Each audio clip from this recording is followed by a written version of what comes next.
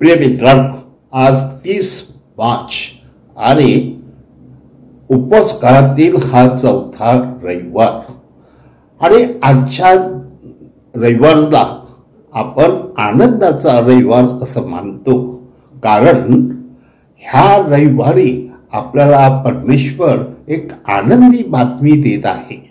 म्हणजे परमेश्वर किती दयाळू आहे आणि किती क्षमाशील आहे. त्याच्या दयेला मर्यादा नाही आणि म्हणून आपण सतत आनंदी असलं पाहिजे.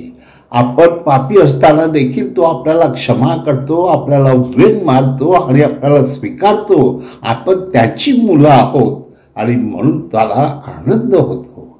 आणि म्हणून माझ्या प्रिय मित्रांनो, आजच्या ह्या रविवारी आपण पाहत आहोत की परमेश्वर आपल्याला जुन्या करारातील उदाहरण देतो की जुन्या करारामध्ये परमेश्वराने इस्रायल लोकांना त्यांच्या त्या गुलामगिरीतून आणि इजिप्तच्या हातातून कसं सोडवलं आणि त्यांना स्वातंत्र्य कसं मिळवून दिलं. आणि ते विशेषतः त्या इजिप्तमधून जात असताना देवाने अनेक चमत्कार करून त्यांना वाचवलं. एवढंच नाही तर त्या वाळवंटातून 40 वर्ष ते जात असताना परमेश्वर त्यांच्या बरोबर राहिला आणि त्यांना आकाशातून मन्ना आणि दगडातून पाणी दिलं होतं.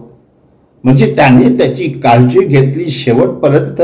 आणि जेव्हा ते शेवटी त्या प्रॉमिस लँड म्हणजे ज्याला आपण म्हणतो वतनभूमी, त्या वतनभूमीत पोहोचेपर्यंत परमेश्वराने त्याची काळजी घेतली आणि परमेश्वराने त्यांना त्यांच्या जमिनीतून त्यांना उत्पन्न देऊन त्यांना अधिक समृद्ध केलं. प्रिय मित्रांनो, आणि म्हणूनच आपल्याला संत पौल दुसऱ्या वाचनामध्ये काही गलंतीकाराद्वारे सांगत आहे की आपण ही नवीन प्रजा आहोत, देवाच्या प्रेमाच्या आणि देवाच्या दयेचा अनुभव घेतलेली ही प्रजा आहोत. आणि म्हणून आपण आनंद म्हणावा आणि परमेश्वराला धन्यवाद द्यावं. आपण एकमेकांशी आणि देवाशी समेट करावा. त्याद्वारेच ह्या समेटातूनच आपलं खरं कर्तृत्व दिसेल. आणि म्हणून माणसाने केवळ तो आनंदी आहे म्हणून स्वतः आनंद मानत असताना इतरांना विसरू नये, कारण मला जगाशी आणि देवाशी समेट करून आणायचं आहे. म्हणजे देवाशी समेट घडवून आणण्यासाठी आपण पवित्र जीवन जगणं आवश्यक आहेच, परंतु समाजाशी समेट करण्यासाठी आपण परोपकाराची वृत्ती धारण करणे आवश्यक आहे. आणि त्या अनुषंगाने आपण हे लक्षात घेऊया की परमेश्वर आपल्याला एक नवं हृदय देत आहे, नवा आकाश जणू देत आहे.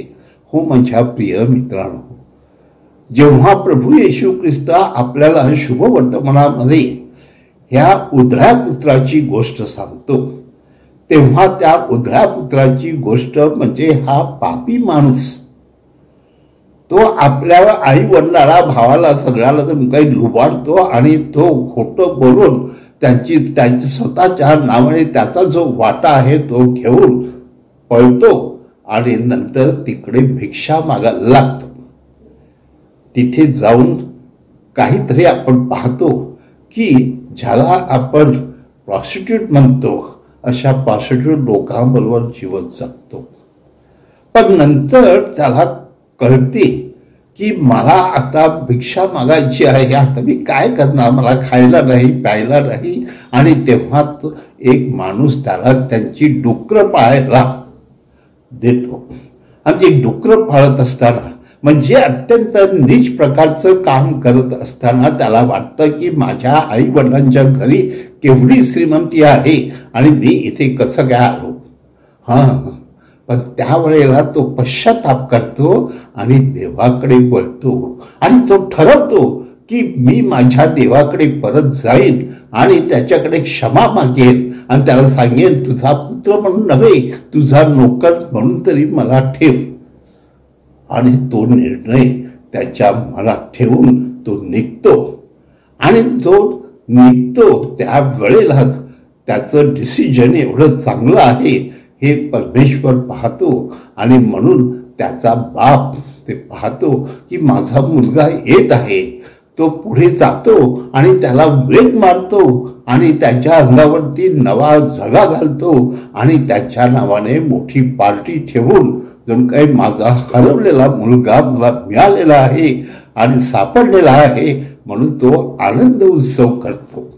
हो माझ्या प्रिय मित्रांनो, हे परमेश्वराचं दयाळू प्रेमळ जे मन आहे, हृदय आहे, त्यामुळे आपण जगतो आणि म्हणून आपण सतत परमेश्वराचे आभार मानले पाहिजेत. ह्या गोष्टीवरती आपण चिंतन केलं पाहिजे की मी जर परमेश्वराने मला हे सगळं दिलं नसतं तर मी काय असतो आणि मी खरोखर सगळ्यात ती डुकरं खातात तेच खाण्याच्या लायकीचा मी असतो.